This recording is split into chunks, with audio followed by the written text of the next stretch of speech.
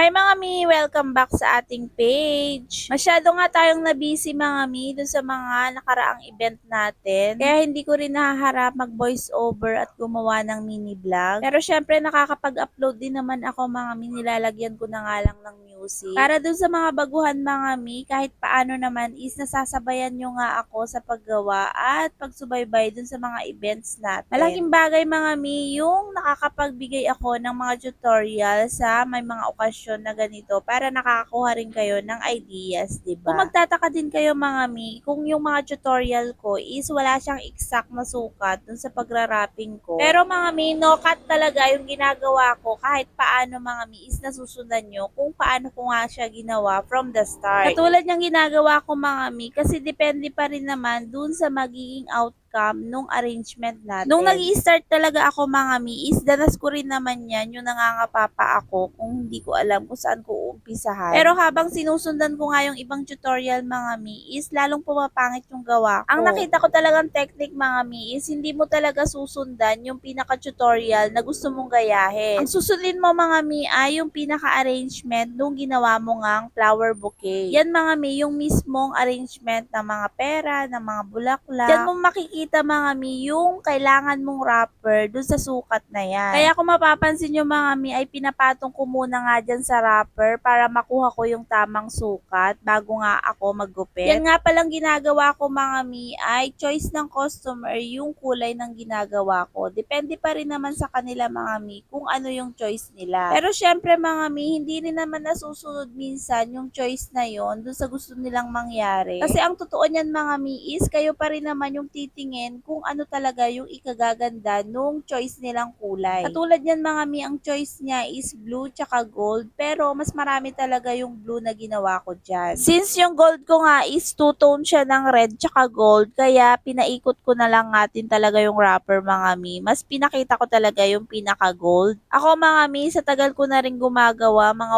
1 year na ito ngayon. Marami rin akong mga mini vlog na nakita nyo doon kung paano nga nag-i-improve itong pagra-wrapping ko. So, umpisa lang talaga tayo mahihirapan mga mi, pero kung talagang gugustuhin natin is makakaya rin naman nating mapaganda yung mga bouquets natin. So, sobrang dami na nga rin ng mga tutorials na lumalabas ngayon sa YT tsaka sa Facebook mga mi, is hindi na nga rin tayo nahihirapan dun sa mga gusto nating gawin sa ating mga bouquets. Pero syempre mga mi, depende pa rin sa mood ito. Ganun din naman kasi yung nararanasan ko. Alam nyo yun mga mi, minsan kasi wala rin ako sa mood. Parang yung bouquets ko is sa pagrarap ko, ang pangit niyang tignan, ganun. Alam nyo yun mga mi, yung hindi ako convincing dun sa nagiging outcome. Kaya inuulit ko lang din. Kaya ako mga mi, bago ko nga tirahin or bago ko i-wrap yung mga bouquets ko is pinifeel ko muna sa sarili ko na gusto ko na talagang mag-wrap sa ngayon. Kasi pag sinabi kong mamaya na, kapag ganun mga mi, is talagang tinatamad na ako nun. Is talagang parang feeling ko, hindi ako convincing. Parang ang pangit nung nagiging kinalabasan. Kaya kapag na-feel ko mga mi, na sinisipag na talaga akong mag-wrap, is dire-diretso ko na nga itong nirarap lahat. Yun mga mi is pag may event lang din. Pero itong mga ganito mga mi, kapag may order, is talaga naman na magra-wrap ka rin naman talaga ng paisa-isa. Ito nga palang pagbibigyan nito mga mi ay lalaki. Kaya ganyan yung napiling kulay ng customer. Kaya ganyan din yung flower na nilagay ko mga mi is parang mas bagay yan sa lalaki, yung ganyang klase ng flower. Oo mga mi, feeling ko rin naman is may binabagayan nga sa flower kung ano man yung pagbibigyan mo, kung babae man siya or lalaki. Ewan ko ba kung anong tawag sa flower na yan, parang hibiscus yata. Tsaka depende rin naman talaga ng magiging budget ng client natin mga mi, yung ilalagay nating flower dyan. Since suki ko nga ito mga mi is 250 nga lang yung arrangement na ganyan para sa akin. Depende din talaga mga mi dun sa mga close friends ko, ganun. Huwag niyo akong i-judge mga mi, talagang marupok na crafter lang ako. Parang feeling ko naman pag hindi ako masyadong nahirapan dun sa arrangement na ginagawa ko is talagang hindi ko na rin tinataasan yung presyo. Talagang nananaig talaga yung pagiging crafter ko mga mi kaysa sa pagiging seller natin. Ganun. Kaya wag niyo kong tatanungin mga mi ng how much